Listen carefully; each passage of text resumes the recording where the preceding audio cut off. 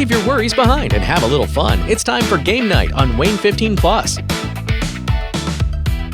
Welcome back into another episode of Game Night, a show where we talk about board games, card games, video games, any type of game you can think of that you'd play with your friends and family. We're probably going to be talking about it. And we're back here at Power 9 Gaming off Lima Road, here with the owner of Power 9, Merrick Harding. Good to see you again, Merrick. Good to be back. We're here with a very interesting episode, and one that we necessarily can't do all the time. This is kind of just the right timing for it. So this Friday, probably you'll be seeing this episode as it airs on Friday, is a Magic pre-release event, which happens every time a new set releases, which nowadays, as we were talking about before, is pretty frequently, every 2 months or so. But everybody comes and they open a pre-release kit, which we'll dive into. You can see here on your screen is one of them right here. Open up 6 packs, everybody makes decks out of those packs and just plays for 4 or 5 hours. It's a really fun time. So, Merrick, as you were talking about, you've hosted countless pre-release events in your day. Kind of just give me a breakdown of what a pre-release event, specifically for Marvel or Magic the Gathering, looks like. Yeah, so you're going to come out and this is going to be your first shot at getting the new cards for whatever set it is. And this week it happens to be Marvel. So what's going to happen is you're going to get a kit much like this. A kit will contain 6 packs of that set. There will be a promo. They used to be date stamped. They are no longer date stamped, unfortunately. But it is a random rare or mythic from the set that is in foil treatment in its own special case. You'll get a roll down D20 that's one of multiple different styles that they put in as a little bit of a promo thing. If you play Arena, there's a code for Arena that you'll get for that. They like to give you 6 packs on there for free just for coming out and playing, that kind of deal. And then you'll get some tokens, some counters, that kind of thing that'll help you out with playing with whatever the new mechanics are type deal. So you'll come out, you'll get one of those, you'll build a deck out of it, and then you'll end up playing. We do 4 rounds. Other places do various styles kind of thing. I've seen places, and I mean, we used to do where you do as many rounds depending on how many people you get, but ain't nobody got time for that anymore. So yeah, now we just do 4 rounds kind of thing, and then you get an hour for deck building. So like you said, it's about 4 or 5 hours, just depending on how things go type deal. So. Yeah, and it kind of just give me a breakdown of limited, or I guess this would be sealed technically, kind of how deck construction works, especially if maybe this is the first time you're ever diving into Magic the Gathering, just how your deck is going to look after opening up these packs. Yeah, so normal formats, Commander, Standard, Modern, all that, you're going to build your own 60 or 100 card deck out of cards that you've specifically chosen, specifically picked out. You know, you've got your deck already pre-assembled when you show up for those events. For this event, you don't need any of that, so you really all that you need is playmat if you want one, dice if you want one, that kind of thing. And then what happens is you're actually going to build your deck out of the kit that we give you. So you're going to get the 6 packs, like I said, and then you're going to open those packs and then only build a 40 card deck out of those packs. Plus we provide basic lands, so you don't have to worry about that. But yeah, you'll build a 40 card deck out of it, and then you'll play that 40 card deck against other people who are doing the exact same thing. So everybody's kind of on the same footing. You don't have to worry about somebody who's got tons of money to spend coming in and just bullying you with that kind of thing. Like, everybody's on the same footing. You're just beholden to whatever you pull, kind of thing. So nice format that kind of evens everything out, equals everything out. And then when you open your packs, you will. I usually like to spread them out by color, and then kind of see like what my rares are telling me, that kind of thing. Yeah.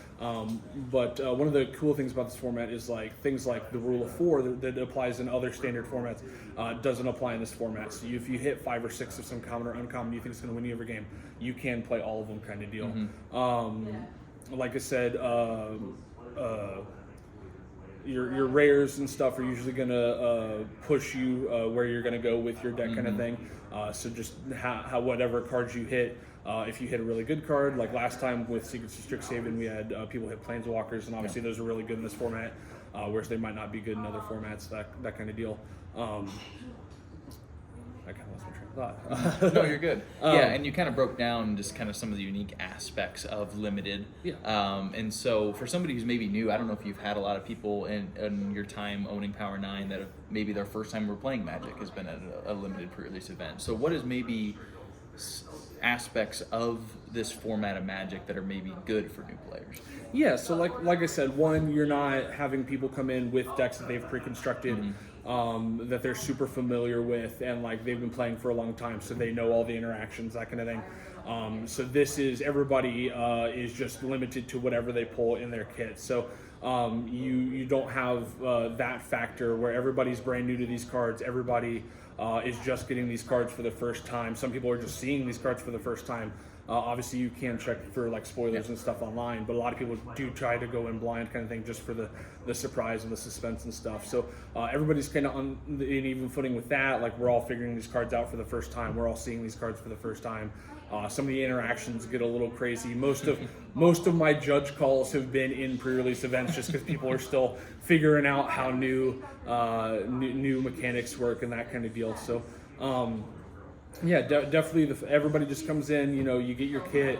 What's in the kit is going to be random, so there's no controlling it, that kind of thing. So definitely evens the playing field. And also, just like as a new player, pre-releases are usually a lot more casual than any other event you might come to. Most of the other events have either like crazy prizes, or you're qualifying for other things on RCQ or whatever kind of deal.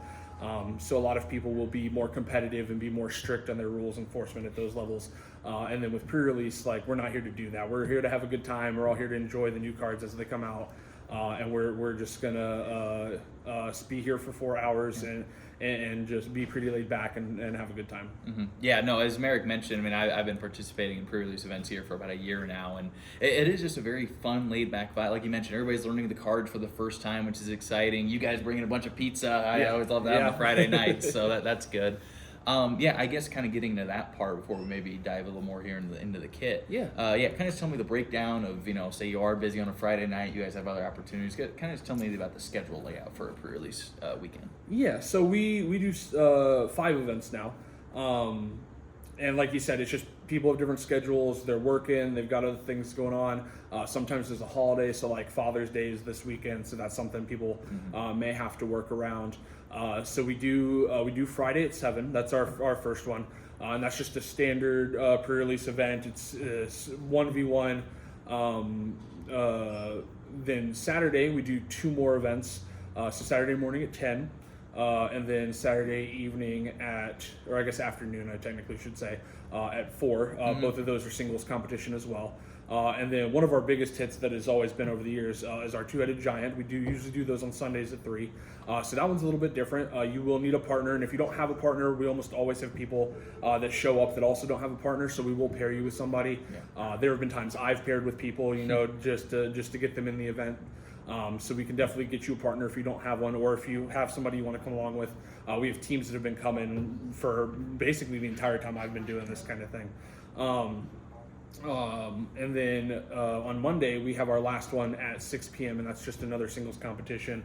So that one's usually the people that worked throughout the weekend or had something going that just couldn't make it. A lot of people will show up for that one just as kind of their last ditch chance kind of deal. So yeah, and it's very cool. I mean, like you mentioned before we started, I mean, your Friday ones can have dozens of people easy. I mean, at least, and you mentioned the Lord of the Rings one a few years ago, it was 120 people. I honestly can't imagine how you fit them in the store here.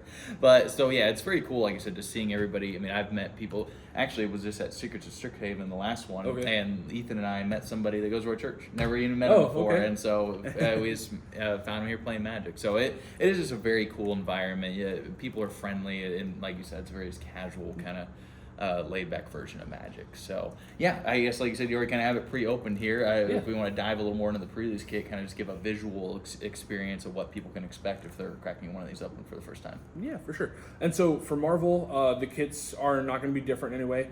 Sometimes, like they did with Secrets of Strixhaven and Tarkir and stuff, if there are like factions in the lore, they will color code them to those factions. But we don't have to worry about this time. Everybody's just going to get a standard kit that looks like this.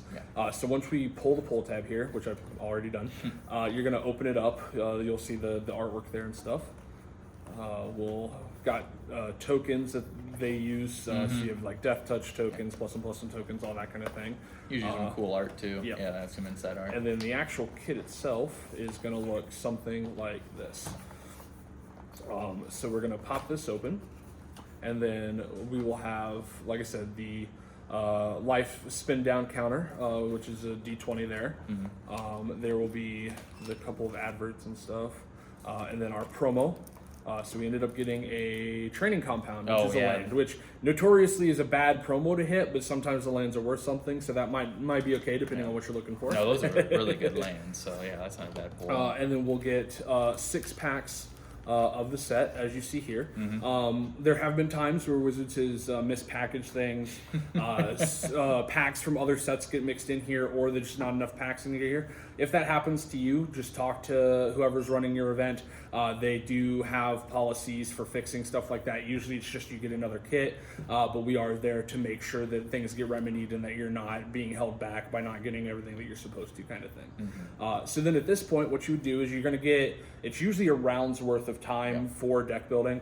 So you would get about 50 minutes to deck build. So then what would happen is you would open these 6 packs.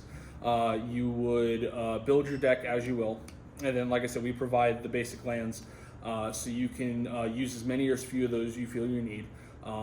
It is a 40-card deck, so usually what happens is you're about 23 to 24 non-land cards, and then you're going to be about 16 to 17 land cards. You can use non-basic lands that you open, so like we'd be able to use our promo if we're in red-green. We'd be able to use some of the other common and uncommon lands if we hit them. And then the rest of that's going to be filled out by the basic lands that you either bring with you or we provide. And then, like I said, the rule of 4 doesn't matter in this format. So if I hit 5 or 6 of some card, I would definitely be able to play all of them if I wanted. Another cool thing about this format is that it's continuous deck construction. So what that means is that anything that we open that is not in our initial deck of 40, and you can go over 40, it has to be a minimum of 40, is considered your sideboard. So normally sideboards are like 10 to 15 cards, just depending on the format. This one, all of your cards that you pulled in your kit are your sideboard. So even in between like games, in between rounds, obviously not in game. We've had people try that before. Don't do that. But yeah, in between games and in between rounds, you are allowed to switch out as many cards as you want, as long as your deck still ends up being at least 40 cards. And legal for competition kind of deal. So so we would, for deck building, usually what I would do is I open up all my packs. And each pack comes with 14 cards, so considering that 17 of those are going to be lands that they're giving you, I mean, you'll have more than enough cards to be able to make a deck out here. So nowadays, every pack will come with at least 1 foil, at least 1 land, and at least 1 token. And then I usually try to separate out the rares, because generally those are going to be your strongest cards. So those are going to kind of push you in the direction that you want to go. If you're really lucky, sometimes your rares are all in the same couple of colors kind of thing. Your deck kind of builds itself. I have had times where my rares have been all over the place, and I kind of have to make a decision. And then at that point, it's do you want to play what you want to play, or do you want to play what you think is going to be good and win you more games? And as a Gruul player, I like to do big stompy as much as possible, and I just kind of ignore everything else. So. And sometimes you can get lucky where there's multiple rares in a pack. I've even opened some packs that have multiple mythics. So it kind of. So we actually have a triple rare pack right here. Oh, see, there you go. So, if I grab it, there we go. Epic Fight and a Mole Man. Oh, Mole Man's really good. Seems like they're printing a Crucible Worlds type variant card in every set these days, but it still makes for a very good card. So, which is interesting, because one of the appeals of like Commander, which most people would argue is what they're printing cards for now, is the randomness of it. But if you have 8 cards that all do the same thing, it's not very random. But I digress, I guess. But so just as I open here, I'm just separating into the color schemes. Just trying to get a feel for what we're pulling. Right now, it looks like we're probably in either red-green or some kind of Jund variation, which is red-green-black. I say all of our rares have been in that so far, so that's usually, like I said, what I kind of try and do. Now, I know this is something that's kind of, especially like the first couple I did when I was still getting into Magic, kind of burned me. Do you usually like to just sit at 2 colors in a pre-release, or will you splash a third sometimes? So it really depends on the set itself, because some sets are built for more colors kind of thing. Usually going to a 3rd or 4th color, unless the card is like worth it, unless the card is good enough to like be a reason for that. You don't want to do that. Usually you want to stick to to only about 2 colors. I have definitely splashed some before, especially if you get the lands to do it. So like, lands, so like because I got this, and if I get any more, like that makes the splash into black a lot easier to do, kind of thing. So yeah, it really just depends. Like if the card is strong enough to warrant me splashing for it, or if it synergizes really well with what I'm doing, or like I said, if the set is built for that, so your land fixing is what it's called, is a lot better. Or even if you get mana rocks, which are artifacts and tap for mana that can help with that too, that kind of deal. So.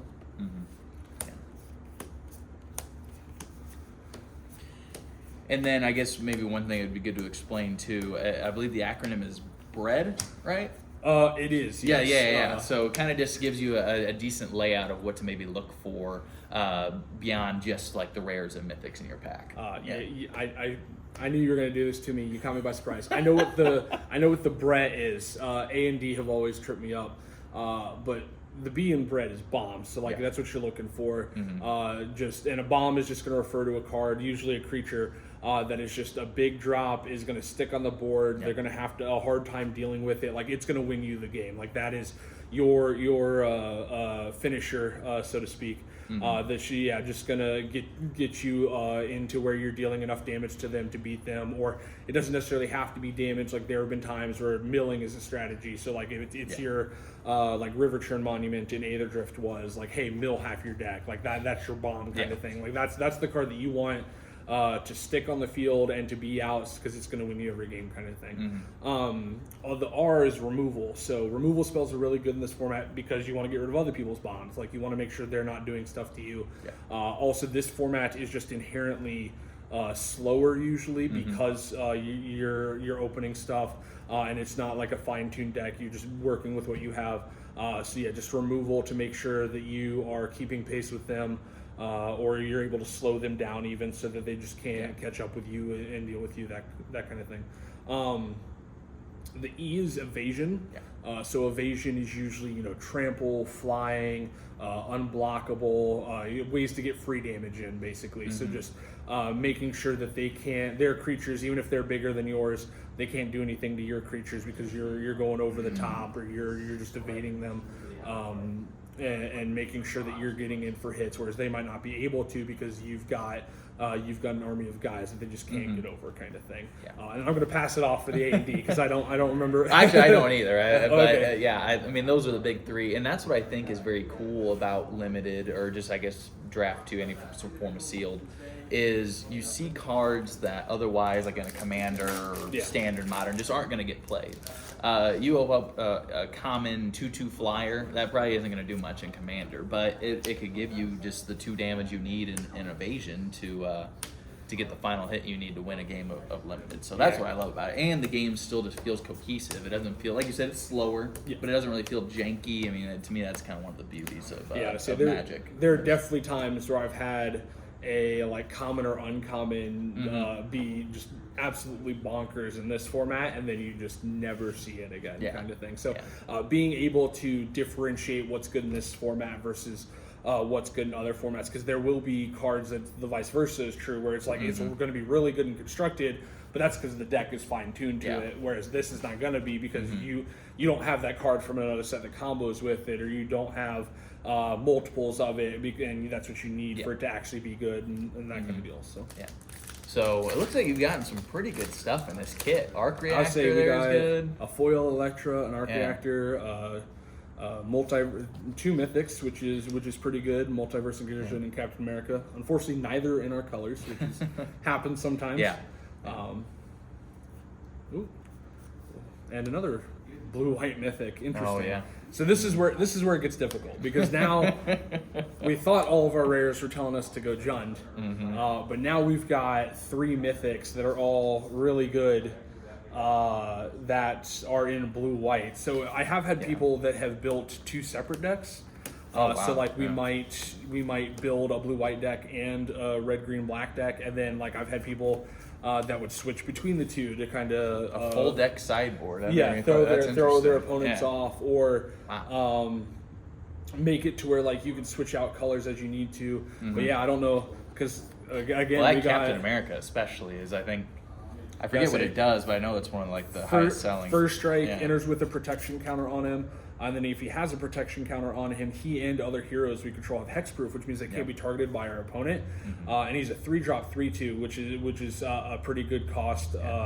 And then we got Multiverse Incursion, which says for each non-token creature we control, we get a token that's a copy, except it isn't legendary. So normally if a creature is legendary, you can only have one of them on the field at any given time. So cards like this that clone legendaries and then make them non-legendary are really good, because you get 2 of a card that you're really only meant to have 1 of, because they deemed that it was too powerful to have 2 of, kind of thing. So then King T'Challa, whenever a player draws a second card each turn, you draw a card. And then he actually flips. So these are not like completely new, but the MDFCs, as they're called, modal double face cards, are a little bit new. First time we saw them was werewolves back in first Innistrad, but they weren't like these where you could actually cast either side. They would come out as their front side and then under certain conditions flip. But then his backside, he's flash, double strike, prevent all damage that would be dealt to him, and when he deals combat damage to a player, draw a card. That's pretty good. So yeah, getting copies of that wouldn't be bad. And then Miss Marvel Kamala Khan. Vigilance Reach, you have no max hand size, another good thing usually. And then whenever you cast a spell that targets a creature you control, draw a card. And then her base power and toughness can be equal number of cards in your hand. Also a pretty heavy hitter kind of thing. So yeah, that definitely tears me in between red, green, black, and blue, white. And then this is where, like I was talking about earlier, it kind of just depends on your personal play style. Like I said, I am a Gruul guy at heart. I definitely would still probably end up going into Grixis just because that's what I like. But yeah, blue, white is definitely making an argument there that it should be played. And then at this point, like if you're still torn in between, that's when you go into the commons and uncommons and kind of see. So like your rares or Grixis, or Jund, excuse me, but maybe you didn't get any good red or green cards in the commons and uncommons. So it's like, well, you have the rares, but you don't have the support. So then you might transition over to the blue-white, that kind of deal. So that's where it gets into being able to assess cards and being able to see, is this card good in this format? Is this card bad in this format? And what do I think is gonna to win me games, kind of deal. So we do it to where price support isn't necessarily as much based off of how well you do. Everybody's gonna walk away with extra packs just for coming out and playing with us. So there's not a whole lot of pressure there or anything. But if you're going to places where like the winner gets a box or something, you might be a little bit more wanting to make sure you have the best deck possible, just so you can kind of go for that box type deal. So yeah, perfect. And then kind of getting into the matchups. You mentioned there's 4 matchups throughout the night. Kind of just give me a little breakdown of how that works for people. And so you play multiple games each round, and life points. So it's Swiss rounds, and what Swiss rounds means is that you get paired up against people that have the same record as you. So theoretically, the same level of player facing the same level of player. So what happens is we put everybody into Wizards Event Link, which is their tournament software. And then the first round gets paired completely random. Everybody's on a clean slate. Everybody's at 0-0. So everybody just get paired at random. And then you play a best 2 out of 3 round against that opponent. So the first person to 2 wins will win the round. And then if it goes to time, which in this format, because it is slower, does happen, there are time rules. So usually overtime is you get 5 more turns between the 2 of you. So like if time is called on my turn, I'm what's called turn 0, and then it would go 1, 2, 3, 4, 5. And then if one of us wins in turns, like obviously that person, depending on how the rest of the round has gone, that person is presumably winning the round. If it doesn't, then it's considered a tie, and we end up putting in that result as a tie as well, kind of thing. And then what happens is a loss gets you 0 points, a tie gets you 1 point, and then a win gets you 3 points, and then you will face people, like I said, that have a similar record to you. So if you end up winning and I end up losing, I'll go on into the loser's bracket and face other people that lost in their round 1, and then you'd go on to face somebody who'd won in their round 1, as much as possible. Obviously, sometimes there are what's called pair downs and stuff. Especially if we have an odd number. But then that'll happen. So we do 4 rounds of that, and then at the end of the night, once you've done those 4 rounds, we give out packs based off of your record. So like I said, everybody walks away with an extra pack just for coming out and playing with us. And then if you go 2-2 or better, so if you win at least 2 of your games, you're going to go walk away with extra packs on top of that. So 2-2 2 1-1 and 2 0-2 all get 1 additional pack, so they'll walk away with 2 packs. Yeah. 3-1 gets 4 additional packs, so they'll walk away with 5. 3 0-1 will walk away with 7. Yeah, I'm sorry. The only reason I know is no, because that's good. the best I've ever done. Yeah, So the Spider-Man one, I did that. So. It'd be 7 extra packs, so 8 altogether. Yeah. And then 4-0, if you are able to go undefeated, you actually walk away with 11 packs, 10 plus the one that you get just for playing with us.